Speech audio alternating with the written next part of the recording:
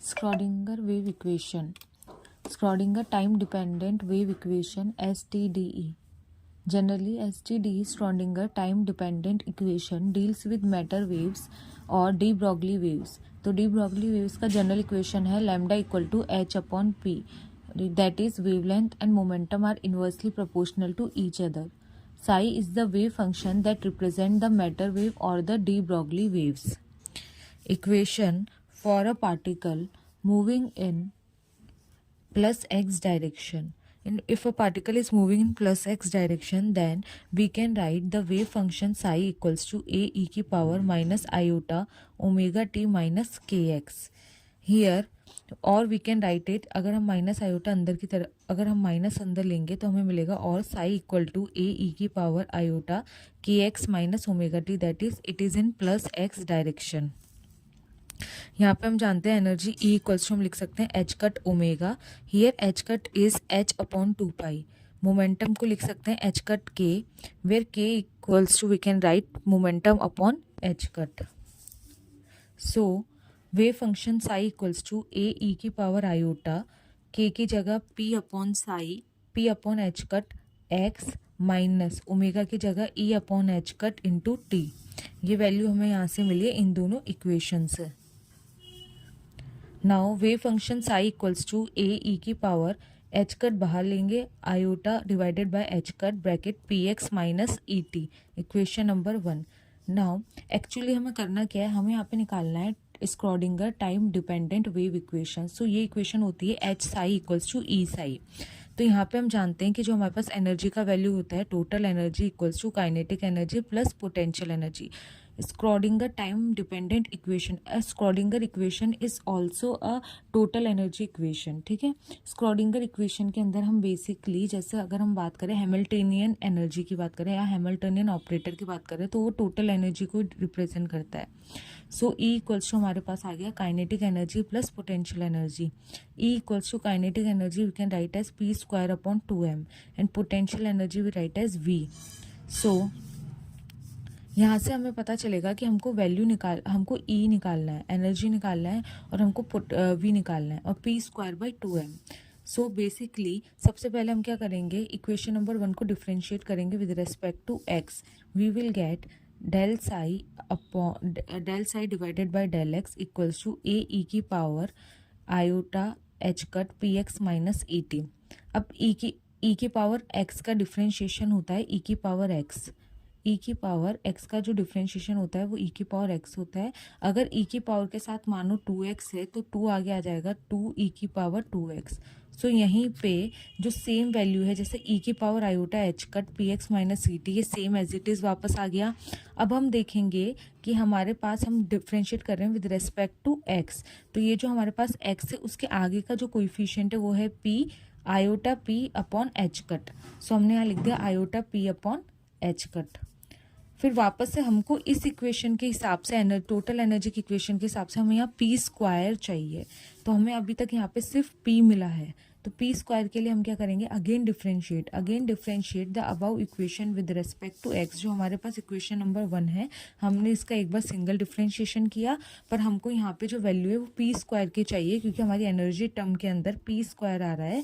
इसीलिए हम इसको वापस से डिफ्रेंशिएट करेंगे विद रिस्पेक्ट टू एक्स.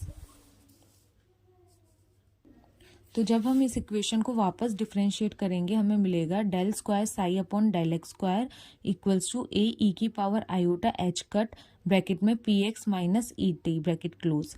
पहले हमारे पास जो कोएफिशिएंट था वो था iota P upon H cut. Again differentiate किया तो वापस से एक और वैल्यू आएगी iota P upon H cut की, तो यहाँ पे हो जाएगा square. Since iota square equals to -1 तो हमारे पास से जो आई स्क्वायर होगा तो minus p square upon H cut square. ये जो पूरा वैल्यू है ए ई की power iota upon H cut P x minus E t is the value of psi. तो हमने डायरेक्ट साई लिख दिया. Del square psi upon del x square equals to minus p square upon H cut square psi. यहाँ पे हमें value मिलेगी p square psi equals to minus H cut square del square psi upon del x square equation number 2. क्योंकि हमें equation p square का value मिल गया p square Sai का, तो अब हमें जो इस टोटल एनर्जी की इक्वेशन से हमको यहाँ पे क्या चाहिए, हमको ई चाहिए. ई चाहिए, तो हमारे पास वही इक्वेशन है, इक्वेशन नंबर 1। अब इक्वेशन नंबर 1 को वापस से डिफ्रेंशिएट करेंगे अपन with respect to time T. तो यहाँ पे हमारे पास आएगा differentiate equation 1 with respect to time T, तो हमें मिलेगा del psi upon del T equals to A ई की power iota upon H cut bracket में पी एक्स माइनस ई टी। सो यहाँ पे हम देखेंगे टी का कोइफिशिएंट क्या है, माइनस आयोटा ई अपॉन एच कट, तो माइनस आयोटा ई अपॉन एच कट। ये जो पूरा वैल्यू है ये साई की इक्वल है, तो यहाँ पे del psi upon del T equals to minus iota E upon H cut psi. Basically यहाँ पे हमें ई वैल्यू मिल गया, इसलिए हम अगेन डिफ्रेंशिएट नहीं करेंगे। हमारी टोटल एनर्जी में हमको ई चाहिए था, हमको ई मिल गया, तो E psi equals to minus H cut upon iota del psi by del T. -1 की वैल्यू होती है iota square, so iota square upon iota H cut del psi by del T. Iota से आयोटा स्क्वायर कैंसिल हो गया, तो E psi equals to iota H cut del psi by del T, equation number 3। Since we know that total energy equals to kinetic energy plus potential energy, so E equals to P square upon 2m plus V. Multiply psi on both sides, we get E psi equals to P square psi upon 2m plus V psi. Put equation 2 and 3 in above equation number 2 and equation number 3 को हम इस equation में रख देंगे। हमें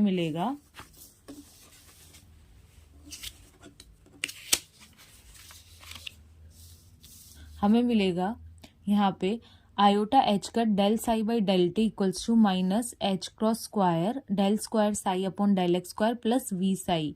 हम क्या करेंगे, वी साई को और हम इसको आपस से रीअरेंज करेंगे, तो हमें मिलेगा minus H cut square del square psi upon del x square plus v psi equals to iota H cut del psi by del T.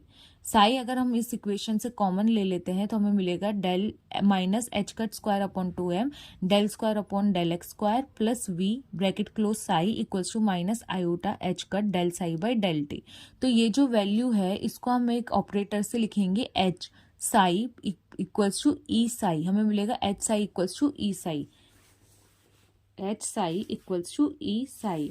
सो इस इक्वेशन को हम बोलते हैं also known as the eigen value equation, where E is the eigen value and psi is the eigen function. और इसी H psi equals to E psi equation को हम बोलते हैं Schrodinger time dependent wave equation. अब इसे स्क्रॉडिंगर time dependent wave equation इसीलिए कहेंगे क्योंकि यहाँ पे हमारे पास एक तो हैमिल्टोनियन ऑपरेटर आ गया। अब ये जो पूरी इक्वेशन है कैसी है, टाइम से रिलेटेड यानी कि टाइम डिपेंडेंट। इसका मतलब है दैट इज आयोटा एच का del psi by del t, यानी कि वेव फंक्शन में जो चेंज हो रहा है वो चेंज होगा with respect to time t, इसीलिए इसको बोलते हैं स्क्रॉडिंगर टाइम डिपेंडेंट इक्वेशन। यहाँ पे हमको एच एक हैमिल्टोनियन ऑपरेटर है जहाँ पे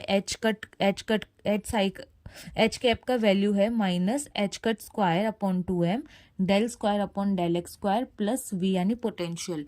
ई कैप का मतलब है iota H cut del by del t. अगर हम 3 डायमेंशन में इक्वेशन लिखेंगे, जैसे हमारे पास है del square upon del x square, इसको 3D में लिखेंगे तो यहाँ y कॉम्पोनेंट भी आएगा और z कॉम्पोनेंट भी आएगा। तो in 3D minus H cut square upon 2m del square plus v bracket close psi equals to iota H cut del psi by del t. यहाँ पे जो हमारे पास ये ऑपरेटर है डेल स्क्वायर, ये इसका वैल्यू होगा del square upon del x square plus del square upon del Y square plus del square upon del Z square in 3 dimension.